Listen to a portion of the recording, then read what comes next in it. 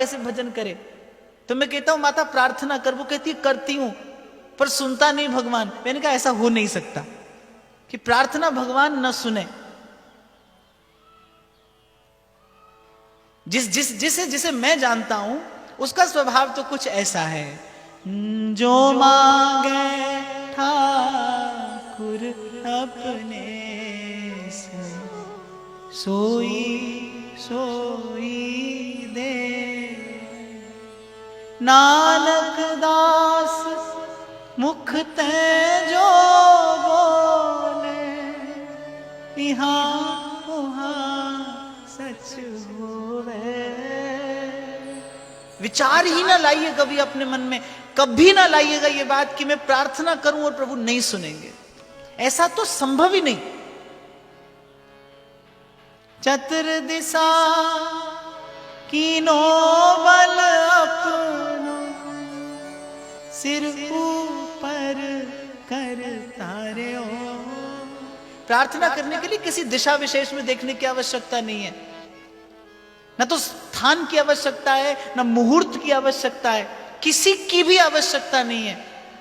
जे रब मिलदा नातियां तोतियां ते मिलदा डड्डूआं मच्छियां, ते जे रब मिलदा जंगल फिरियां ते मिलदा गावां बच्चियां, जे रब मिलदा विच मसीती ते मिलदा कौमां कच्चियां, बुल्ले शाह रब उन्हां नूं मिलदा नीतां जिन्हां दियां सच्चियां।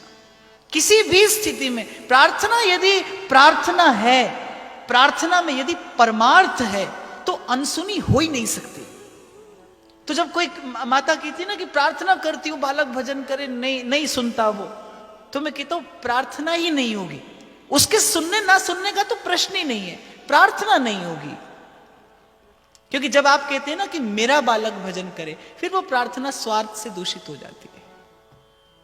क्यों नहीं आप ये कह सकते, आप माता हो, आप क्यों नहीं कह सकते कि सब बालक भजन करें, सब बालक भजन करें?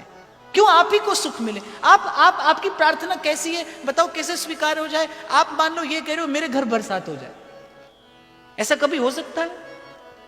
आप प्रार्थना ही ऐसी करते हो, जीवन भर आपकी प्रार्थनाएं ऐसी रहती हैं। मैं और मेरे के आसपास प्रार्थना रहती है, मेरा घर, मेरा परिवार, मेरा संसार, मेरा व्यवहार। आप जीवन भर ऐसी प्रार्थना करते हो मेरे घर वर्षा हो जाए, ऐसा ना कभी हुआ और न कभी होगा, इतना ही पर्याप्त है, वर्षा हो जाए। अरे वर्षा हुई, आपके घर हो ही जाएगी। संतों ने युक्ति सिखाई है, सर्वे भवन्तु सुखिनः। अरे सब सुखी हूं, आप हो ही जाएंगे। और भरोसा रखना भाई मेरी बात का, मैं ये बात मैं माताओं से कह रहा हूं, क्योंकि आपके पास भाव की संपत्ति अधिक होती है, आपके पास स्नेह अधिक है, आपके पास वात्सल्य अधिक है, आपके पास करुणा अधिक है, आपके पास दया अधिक है, आपके पास प्रेम का भाव भी अधिक है। इसीलिए आपसे ये बात कह रहा हूं, कुछ दिन भजन करिए केवल इस बात से, इस भाव से कि संसार का प्रत्येक बालक भजन करे। प्रत्येक करे नहीं करे, आपका अवश्य करने लगेगा। निश्चित रूप से आपके बालक में यह परिवर्तन आएगा। और यही मन का स्नान है। मेरे महाप्रभु यहीं से उस प्रेम के पथ में प्रवेश करने की विधि आरंभ करते हैं। सब सोहित निष्काम मति निष्काम, सबका हित। लेकिन इसके प्रत्युत्तर में मुझे क्या मिले, यही विचार आपकी प्रार्थना को दूषित करता है।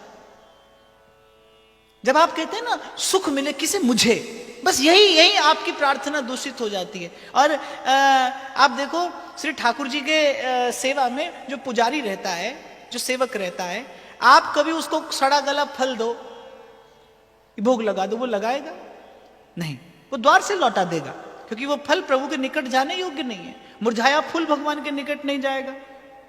वो वहां सेवक बनकर खड़ा ही इसलिए है कि कोई अनुचित वस्तु, अनुचित व्यक्ति प्रभु के पास न जाए। ऐसे ही आपकी प्रार्थना के शब्द वहां पहुंचने से पहले प्रकृति लौटा देती है। आपके और उसके बीच में प्रकृति है, वो लौटा देती है आपकी प्रार्थना के शब्द। जब वो सड़े गले होते हैं, जब वो दूषित होते हैं स्वार्थ से, तब आपकी प्रार्थना वहां तक पहुंचती नहीं।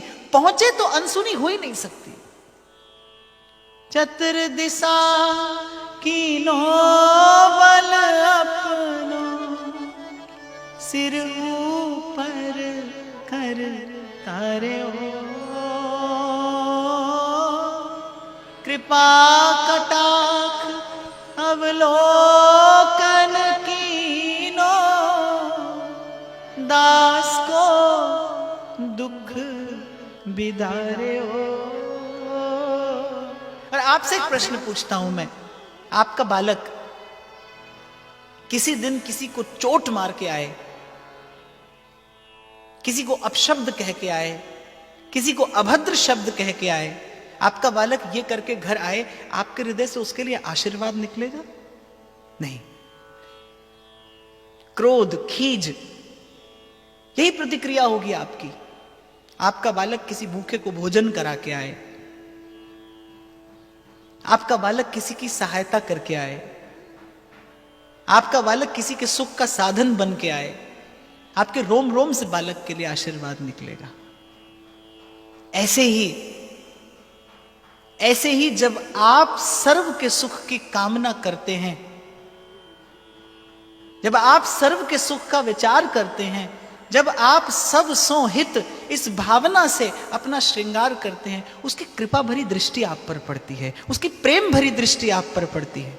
बस यहीं से ये परिवर्तन आना आरंभ हो जाता है। इसलिए मैंने कहा हो सकता है आपको शरीर के धरातल पर कोई बहुत बड़ा परिवर्तन दिखाई ना पड़े, लेकिन आपके भीतर बहुत कुछ परिवर्तित हो जाएगा इससे। बात बड़ी छोटी सी है ये,